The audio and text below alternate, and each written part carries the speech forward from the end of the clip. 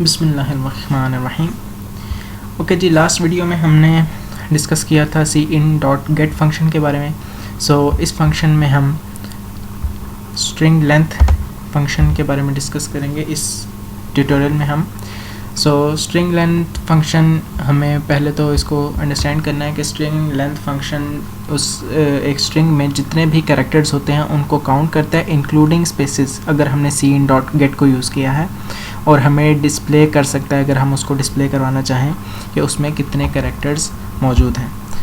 ये इसमें सिंपली ये होता है कि जो वेरिएबल नेम है वो स्ट्रिंग लेंथ strlen और आगे ब्रैकेट्स आती हैं, और उसके बाद नेम, यानी कि जो भी वेरिएबल यूज़ किया होता है, यहाँ पर name as a variable act कर रहा है तो वो नेम लिख दिया जाता है और वो खुद ब खुद कैलकुलेशन में रहती है और हमें उसको सी आउट कर लेना होता है।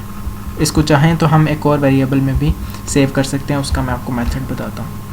यहाँ पर ये देखें यहाँ पर कि your name is Ali, length of string is 3।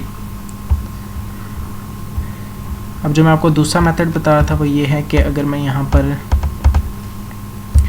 Length कर दूँ वेरिएबल, और यहाँ पर मैं कर दूँ length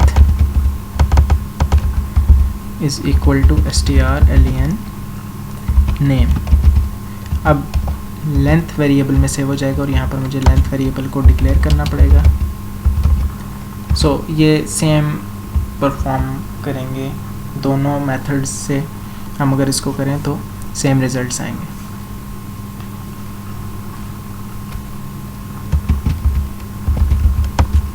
Okay, this time you can see again.